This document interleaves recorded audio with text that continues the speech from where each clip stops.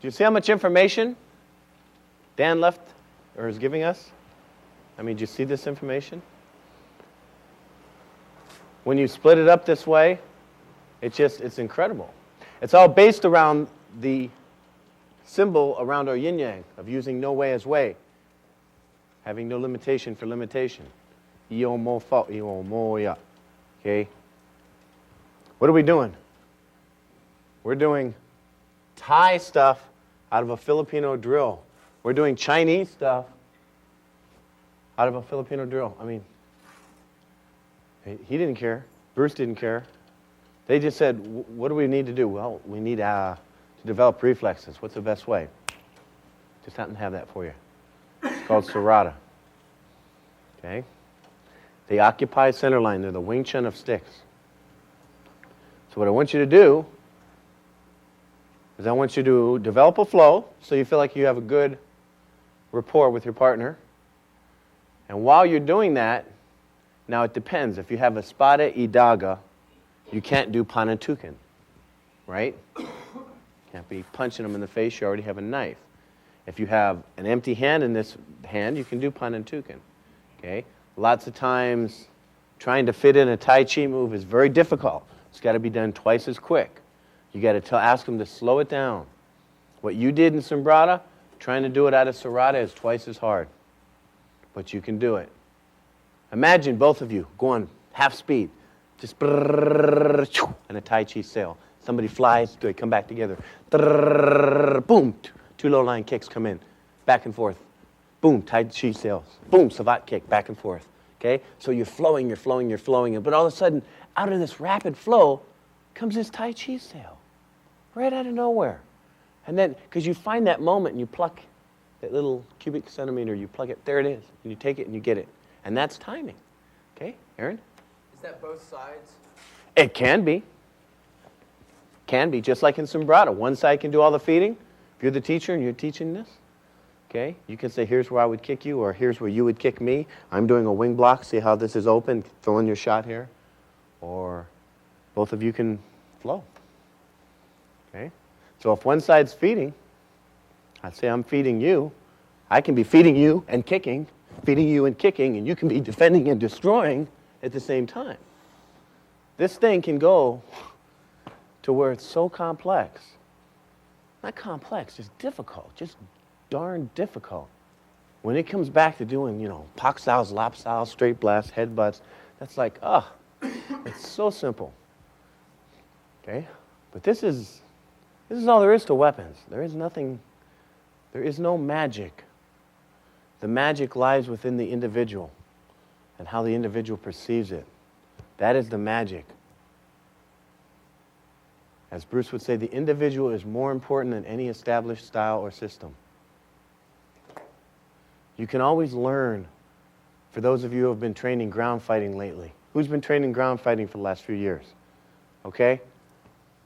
Do you think it's possible you're going to learn another type of choke from another angle? Of course. Think it's possible to learn maybe an arm lock from another angle? Of course, because that's a technique. You can always learn some new, cool technique. Do you think it's possible you're going to learn a position after 5 years that you've never seen before? No. No. That's where you draw the line. I'm either on the bottom or on the top. I'm in the guard, I'm cross-side, I'm the mount, I'm the... Okay? So you're not going to... So there's always going to be that element of a cool, neat little thing that you can pick up. You can be doing something 20 years and still pick up some cool, neat little thing. But there's got to be a point where you draw the line in the sand and you go, okay, I've got this thing divided up and this is the way it is. Either we're fighting or we're training, preservation or perfection. Either it's these training methods or it's a subdivision of one of these training methods. And the weapons can either be this, or this. So when you look at it back to that big picture again, there's no way you'll ever go into anybody's seminar and go, wow, what is it they're doing? I'm blown away. My head's spinning. Okay? You look at it and you'll go, yeah, they're doing Sombrada because they're flowing, and he has a stick and he has a knife, so that's mixed. And they're putting in some technique I haven't seen before. Cool. Okay? So now you know what's going on. You have the key. you can get in any door you want. You have the navigational tools. Okay? You can't get blown away from here on out, guys. The only thing that should be able to blow you away is the individual. The way they move, the way they talk, the way they act, the way they fight, the way they teach, whatever it is that you want to do like them. I listen to Dan. I would sit in class like this many people, and Dan would be sitting here talking, like making eye contact with Terry, okay? I guarantee you, he would be talking to me on certain nights. He would say things like, you know, there are people that really love one facet of the art, Terry. Maybe they were raised this part of that, so they like to fight a lot. But, you know, seems like those kind of guys never like the weapons. And I'm over here going, my ears are feeling. He's talking to me, and I know it, and he knows it, and he knows I know it, and I know he knows I know it. But it's a progressive indirect attack, and ain't shit you can do about it. It just hits you, and it hits you every time. His level of teaching, his skill level of teaching, he can get everybody in the room at his own level. That's the way Dan is. He's so subtle. I said to myself, if I could just ever, someday in my life, be able to teach half as good as this man can teach. Okay? There's this guy on the internet that talks about whether or not Dan hardcores his weapons or softcores his weapons. Dan hardcore stuff as hard as his students. Okay? When we used to shut the doors at the JKD class and it was Tuesday night and only a few guys would show up, he'd go, Paul, go lock the door. We'd go lock the door, put on the helmets, and shit would hit the fan. You want to talk hardcore? Let me tell you hardcore. Whether it be sticks, kickboxing, trapping, motorcycle helmets, okay? Then the following day he goes, okay, everybody line up. We're going to do some brada. Oh, did you hurt your pinky? Okay? And he's back to good old Dan. Okay? There'll be times that you'll see him be the humble man that he is, and then all of a sudden somebody will say the wrong thing, and you'll see the eyes roll back in the head, and this other thing click in. And if you've been around him enough times, I've seen it happen 4 or 5 times in 20-some years. Okay? That's the fighter. And that's what we all want to strive to be. I deviated a little bit, but we want to be a fighter, we want to be a teacher, and we want to be a technician. Very few people have all of that. They can fight, but they can't tell you how they fight. They're great teachers, but they can't fight, so what is it they're teaching you? Or they're technicians, and they can't teach or fight. They're the most useless. Okay, do just what you were doing. Okay, go. So it's a good feed. It's good movement. It's cutting the hand every time. But look in Jeff's eyes. Break. Okay? It's intensity. Okay? That's the way Sarada is supposed to be.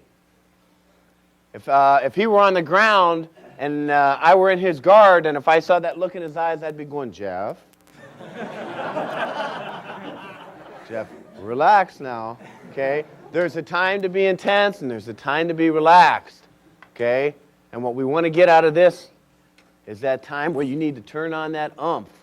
And you can muster it up as much as you can, that emotional content. It isn't anger, it's emotional content. Pure and simple. That's what it is. It's emotional, but it doesn't have a label. The emotion does not have a label. Okay? And you're finding now that this drill is bringing this emotion out in you. Okay? It's the drill. It's not the knife. Is it a ballet song or is it a whatever the heck brand name? Okay? It doesn't have anything to do with a knife. It doesn't have anything to do with the training technique. What's the technique? Cut his hand. Okay? So what is it? It's the drill. That's what it's all about. And the drills develop the attributes. And the attributes enable you to fight. So most of the time, if all you ever do is fight, fight, fight, fight, fight, you're not going to be extracting the attributes and building each one up. Imagine if you had this car and you wanted to totally overhaul it. You wanted to just, from front to back, engine, everything, detailed, a 1929 Ford or something, okay? What would you have to do first? Take it apart and take each thing, the carburetor. Is there anything else in a car? That's all I know. The carburetor, and the carburetor, and you clean it, okay? I don't even know where to put the gas in, okay? And then you put the car back together again after each piece is done. And that's all we're doing here. We're saying, well, what do we need in a knife fight? Well, we need reflexes, we need intensity, we need passion. We also need timing, we need distancing, we need footwork. We also need, so this is the part, the reflexes part, okay? So try to get that out in your friend, okay? Try to throw that little shot in, especially now that you have an empty hand, okay? Get a little punch in the chest in, but keep them intense, okay? All right, that was a beautiful example. Let's continue, please. Now, we're going to start to put things together a little bit, okay? We're starting to put the pieces to the engine back in order. What you're going to see is you're going to see serrata, then you're going to see sombrata, and then you're going to see sparring. Okay? So now what am I doing? I've changed the whole equation by doing what? And what did I bring together that wasn't previously together, Mike? Drills, separate drills. Okay, but when we split the two things in half, there's this and there's this. So we've been doing self.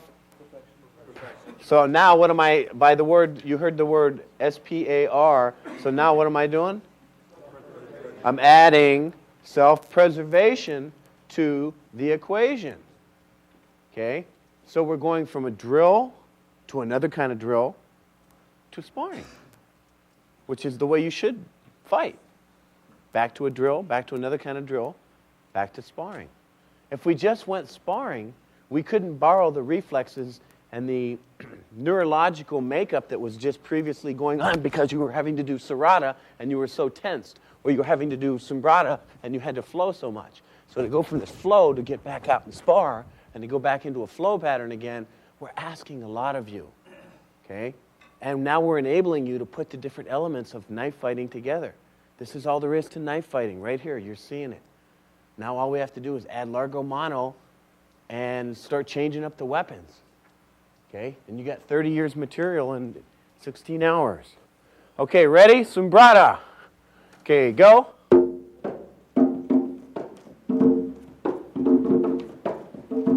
Okay, Aaron, your feet. Sombrata.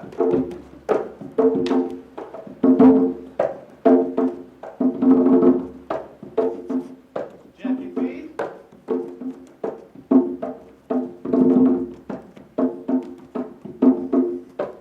Sombrata.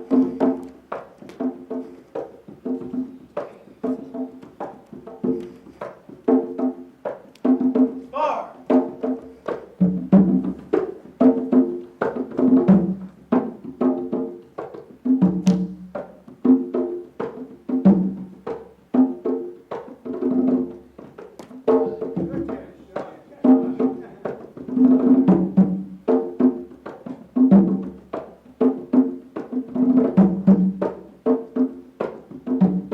Aaron, your feet. Serrata.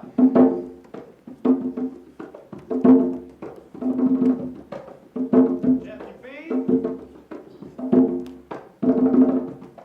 Bar.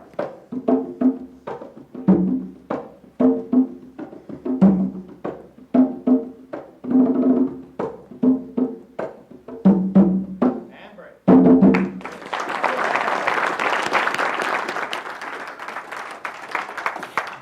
Okay? So there's nothing that I'm doing that we don't know what we're doing. We know how to delineate it. We know how to teach it. Imagine what part of that would you want officers to have? What part of that would you want SEAL team members to have? What part of that would you not want certain people to have? Okay? If I were teaching a very, very basic self-defense course, get my back to you guys, I'm sorry. If I were teaching a very, very basic self-defense course that lasted at, let's say, a wellness program at IBM, okay? And the program was going to be 3 hours long on Tuesday and Thursday nights for 1 week, okay? What it would be the last thing I would teach people to do? I would not be getting in to this because I know that they're only going to be here this much of a time, period. It's a obtuse drill to develop reflexes, Serrata. We don't need it, okay? So I would stay, keeping them in the wellness mode, okay? I would stay in the world of self-preservation. I would show them Largo Mano drills. I would have them knife fight. Maybe show a little bit of Sombrata, okay? But generally speaking, I don't get into Serrata unless you're really, really off the deep end with knife fighting, because there's a chance that it could teach you a bad habit of staying in front of that knife.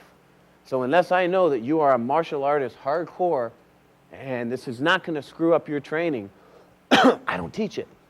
I never teach it to kids, because it's just, they're very malleable and they start learning something in the beginning and it's hard to get it back out as they grow up.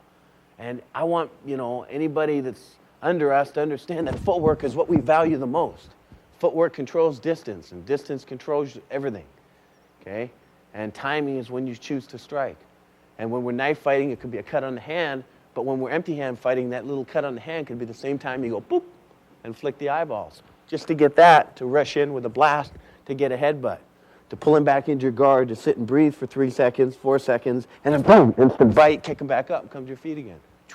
Relax, just like nothing happened, okay? All of these things go into the equation of fighting, okay? And what we're seeing here is we're seeing bits and pieces of training methods that are taken from every part of the Philippines. I used to think that every Filipino knew everything that Dan taught because he was Filipino. And, the bottom line is, Dan went and he took the best of the best.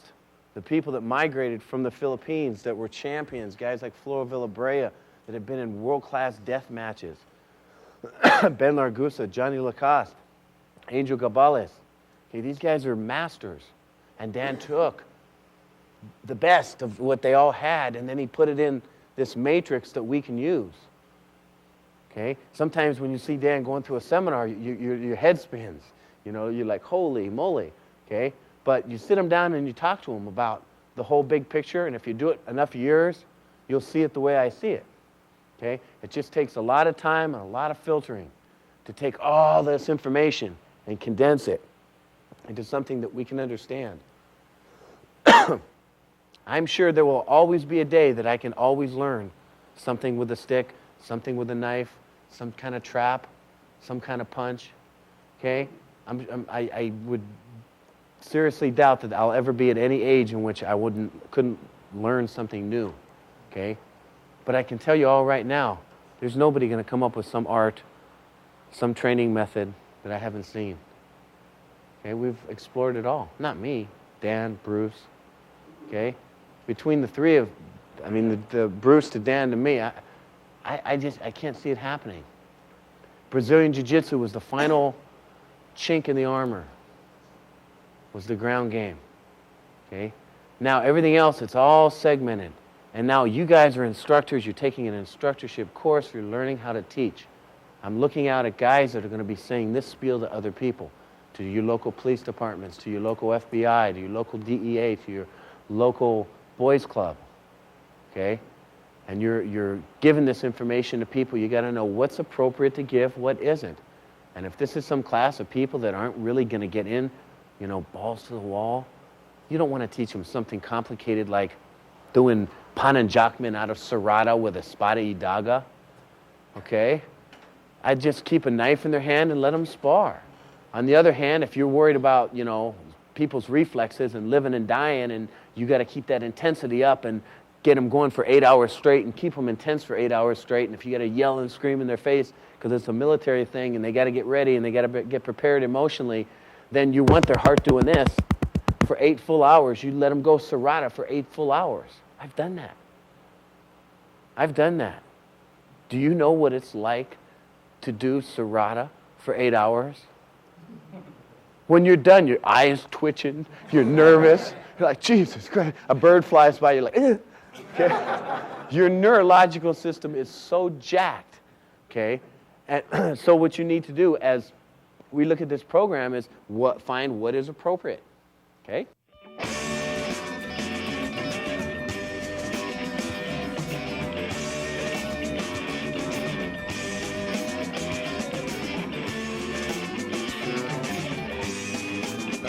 This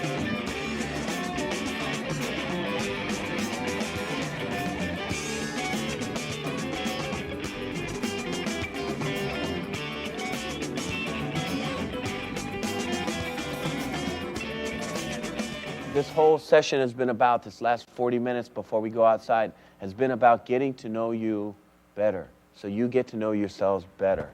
Okay? Draw that line in the sand. Ask yourself, these were questions that are meant to be, they're more rhetorical. Okay? There are no right or wrong answers. I just want to bring upon the conversation.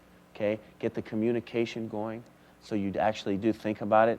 Dr. Lindquist here, Rick, he put his finger right on it and said, you're not going to learn to make choices at the moment. You got to make them ahead of time. You got to draw the line in the sand. You got to say what you're going to say, do what you're going to do, and then train that way for it. And that's your best event. That's your best opportunity to come through. And like I say, I use the Navy SEALs as a great example. They don't have to have ever been in a firefight or ever seen a real bullet fly over their head, yet they can protect our country better than any soldier on the planet, okay? Because their training is so realistic. You don't have to actually be in a knife fight. You don't have to actually be in a street fight to make your fighting work, okay? So let's just take a look at let's go from Sarada, and then when I say take off, then just go into Numerata. I want you to really be able to see the difference here when they're allowed to take off. Okay, Ryan, you feed. Go.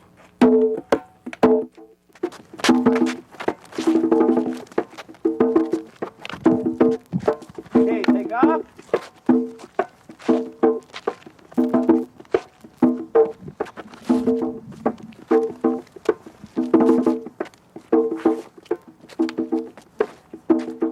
Switch.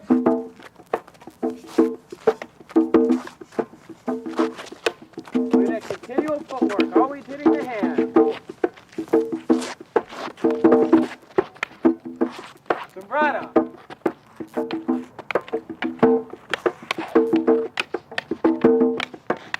And break. Okay, good job. When I first went to Virginia, one of the things that they wanted me to do, they had this whole list of things they wanted me to do. And the one thing was they wanted me to teach their SEALs knife disarms, empty hand knife disarms. I'm like, why would you possibly want to learn that? And first of all, it's not functional. Second of all, anyway, I went through my whole spiel. None of them believe me. None of them believe me. I still had guys. I've been doing martial arts for 15 years, and my instructor showed me this, and they're doing, lockouts, and they're taking the disarm, and they're doing it. So I went next door to the barracks next door, and I knew this little secretary. Okay, her name is Judy. And I said, Judy, do me a favor. Come on back over here and get a big felt pen. I just want you to do something. She's like, sure, honey, what you want me to do? I go, just come on. And she was probably in her mid-40s. And I come walking in with a gal about this big, in her mid-40s, secretary, room full of Navy SEALs. Okay, and I said, you, and you. Come on up, okay? Judy, get your pen, okay? Do your disarm on Judy. Okay, and here's the secretary, and she's like, yeah, this is fun. Here are Navy SEAls with black lines across their eyebrows, down their groin, and the rest of them were like this. And I said, thanks, Judy. And she walked away. So, you can talk a lot, but example really hits home. Example.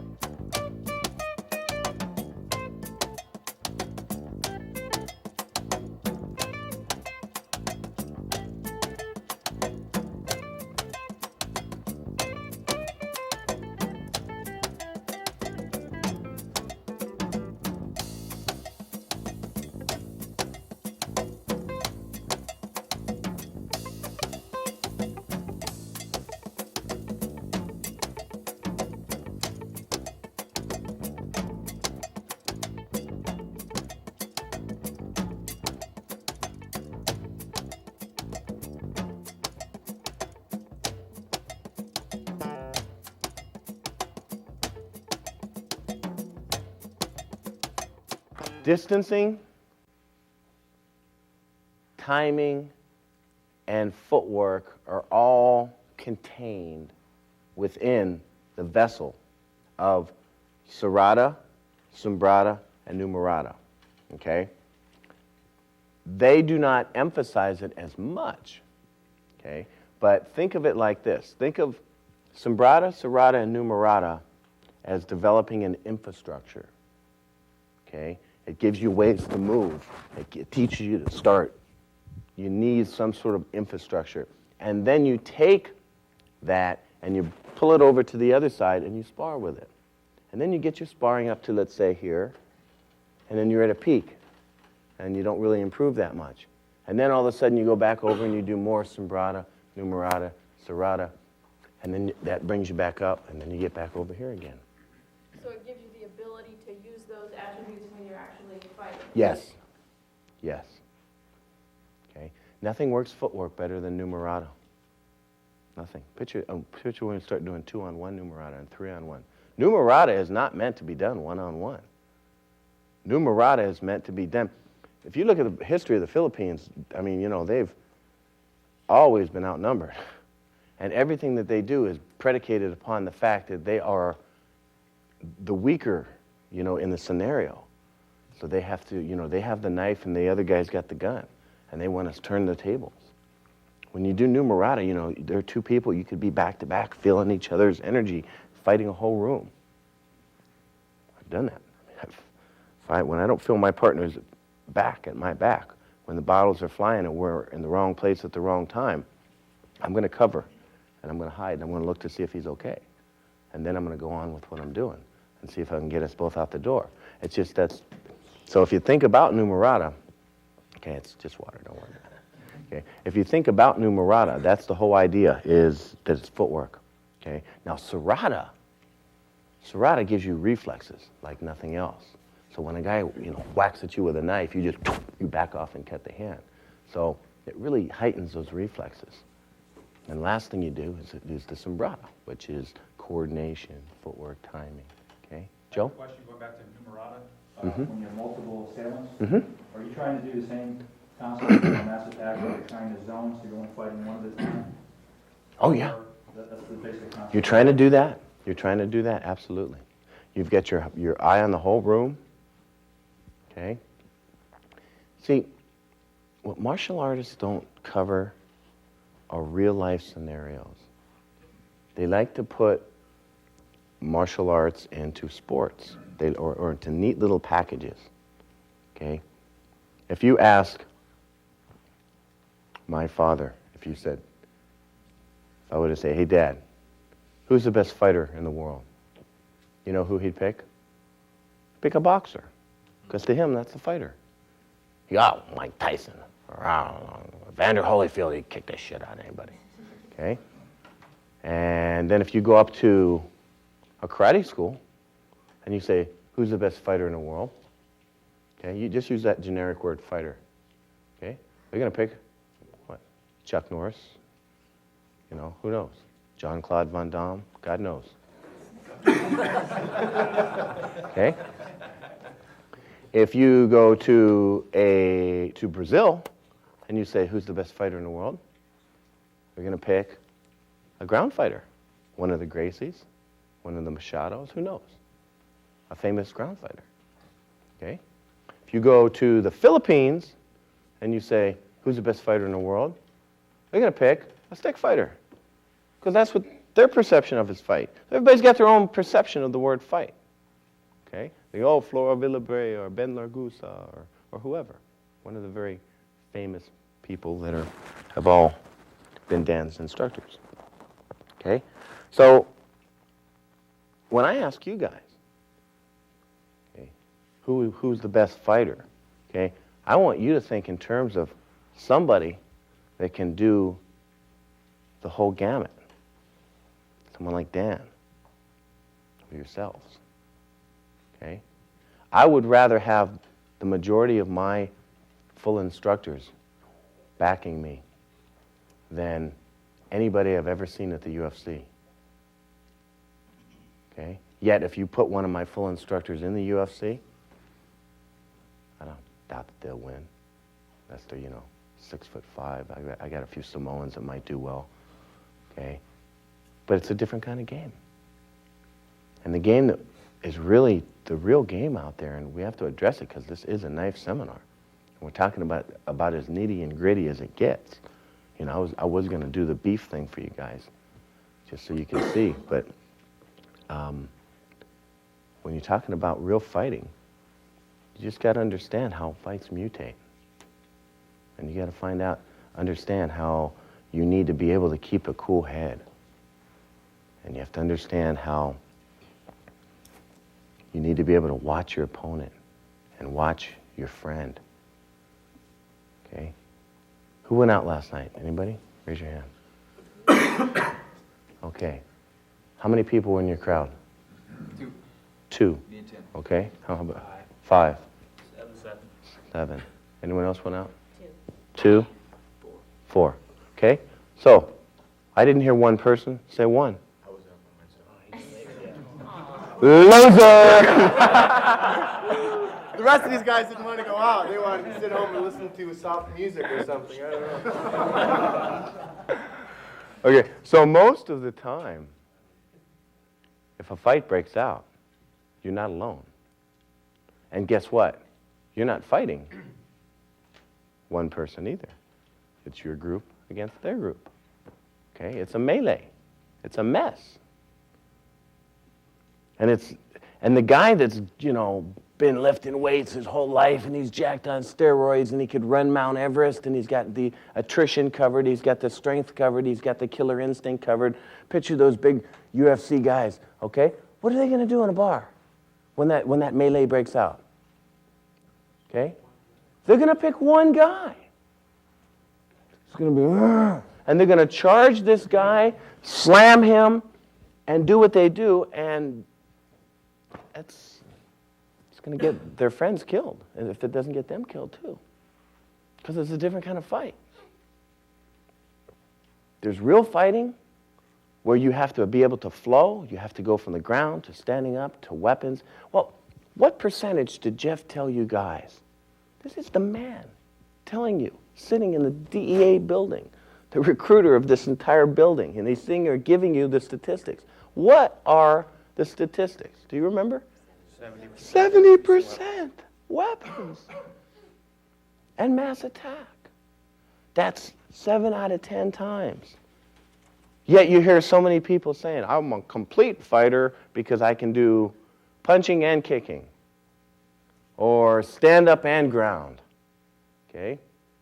A complete fighter is somebody that addresses that melee that is going to happen 7 out of 10 times. And the only way to address a melee like that, if you're 3 people and you have to fight 9 people, guess the news, guys. Unless you use weapons, can't be done. I'd love to sit here and blow smoke up your butt and tell you I got these new kind of headbutts that I just invented, and you headbutt them and 3 people go down. Okay? But if you don't know and if you're not versed at weapons, you can't fight in the real world. That's just how important weapons are. And later this afternoon, you're going to see how one weapon, one knife, can hold off 5 people. One knife. One little pocket knife. And then when you get into a machete, oh my goodness, you could, unless people start pulling out guns and shooting you, you could literally hold off a whole biker gang for as long as you can swing the machete. Who wants to come within range to get something hacked off?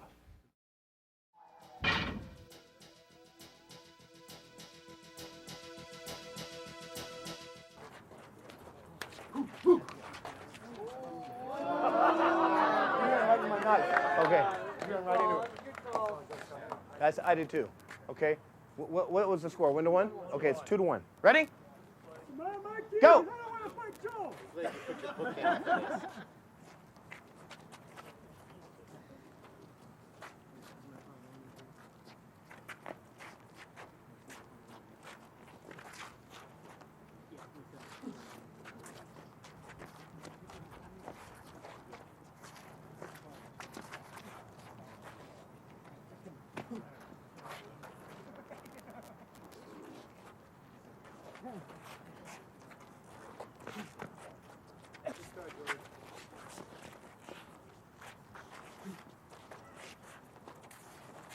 I got it.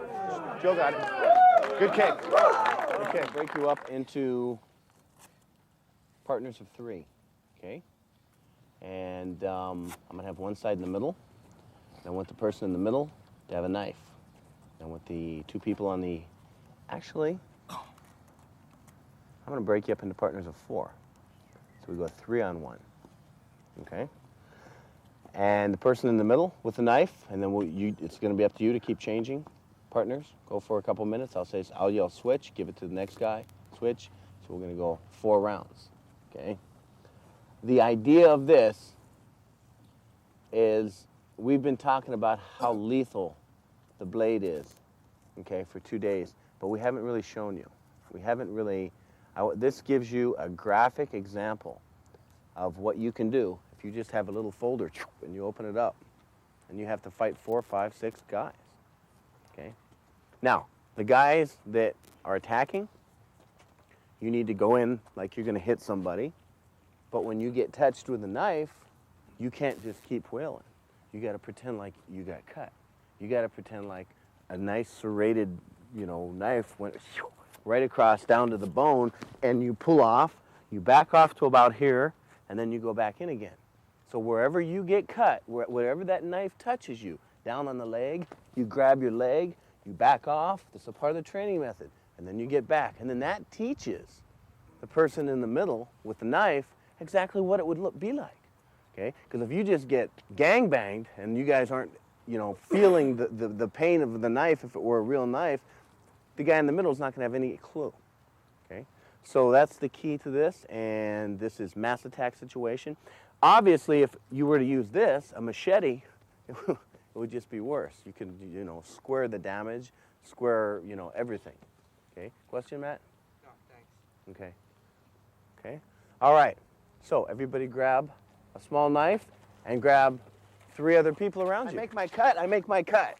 I make my cut. I make my cut. Now you got to back up. Back. You all got cut. Okay. Now watch what I don't do. What about the guy from behind me? That's what I don't want you to do. There's only one mistake you can really make when you're in this situation. You have the advantage. I would much rather be, if I had to fight, the guy in the middle against 4 with a blade than one of the 4 guys having to take that guy down with a blade. Okay? And there's only one mistake you can make, and that is to cut in the middle. As long as you keep traversing sideways and don't let anybody get behind you, because you just need to touch them. Anywhere you touch them, it's like, boom, you're out. Time out for you. Time out for you. And we don't know if they're ever going to come back. It just depends on pain tolerance and where you're cutting them. Right across here, Jesus, you cannot imagine the damage a knife can do. Okay? So, but what I didn't get right there was enough drama. Okay? So give me a cut.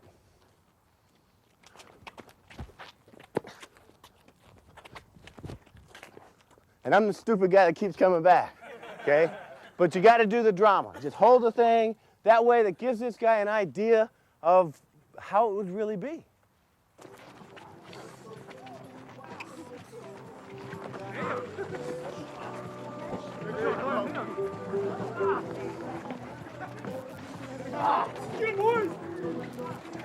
And then that will conclude our mass attack.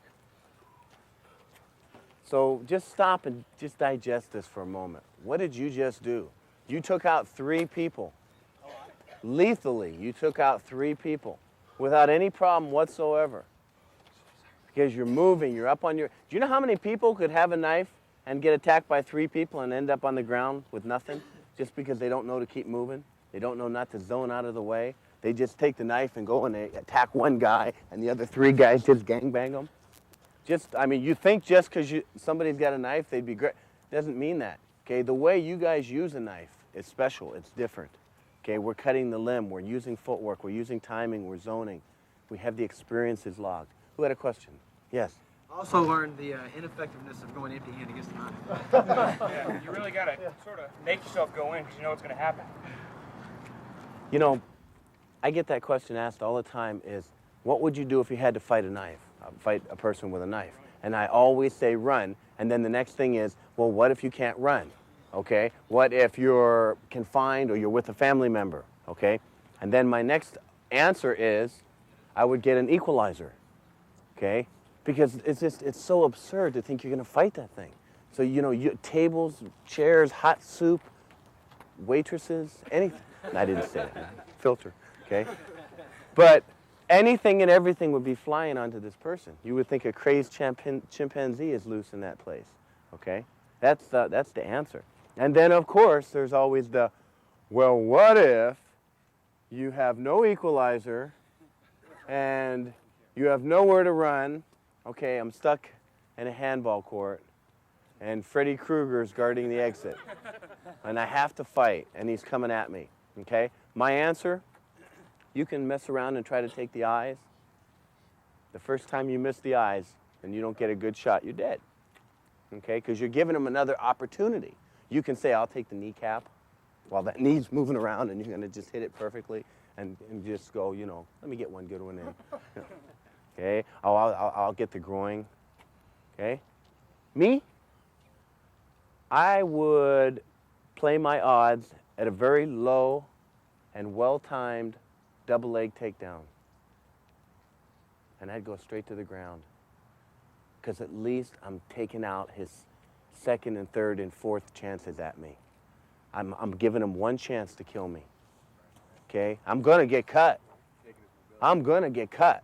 But I'm going to smother this guy so where he's just got to do little tiny, things that aren't going to kill you. And when you smother this guy, you better have your most passionate kinemutai going. Okay? Hold on to a blade and then have somebody bite a hole in your cheek and see if you can hold on to the blade or if you're going to sit there and go here. So, am I saying I would survive the encounter? I doubt it.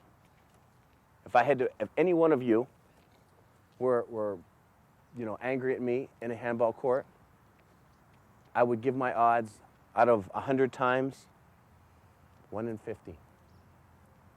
But you know what's worse than 1 in 50? 0 in 50.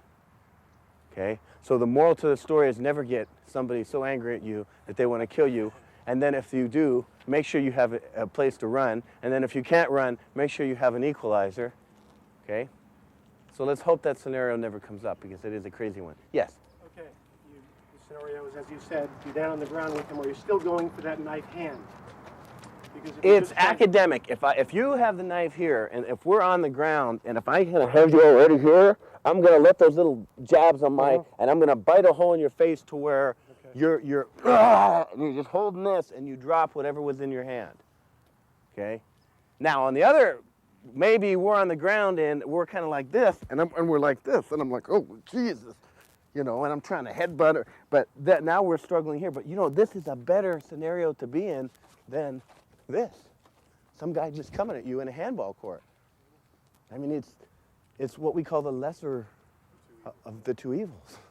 It's, and when I say low, I mean, you're coming in at me, and I would just whoosh. I mean, dive. I would dive this low. Okay? Am I going to catch a shot with a knife coming in? I may. Might get stuck with right in the top of my head. Might be walking around like this.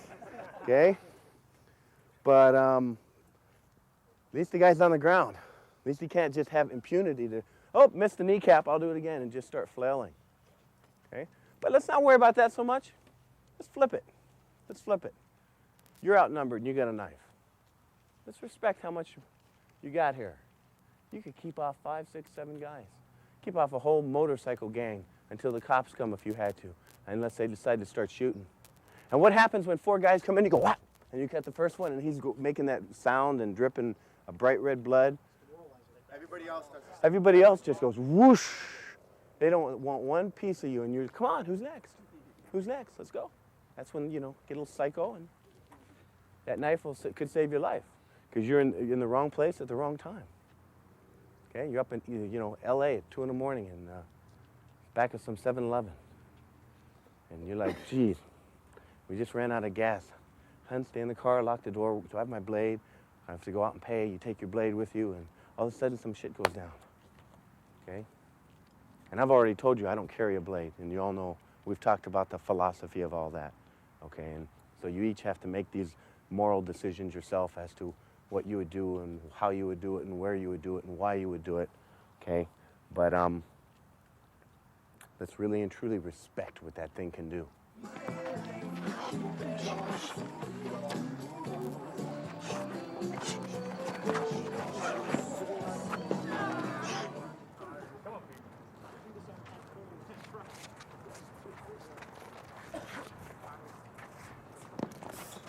Oh, Joe. Two.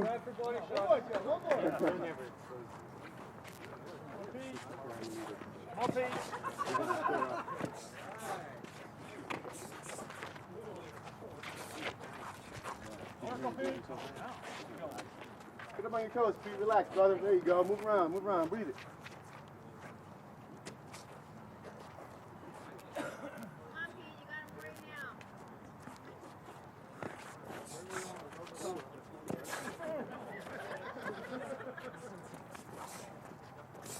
Got it.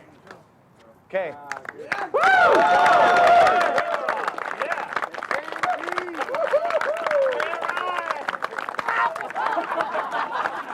was one of the most enjoyable classes I've personally ever taught. Thank you. Did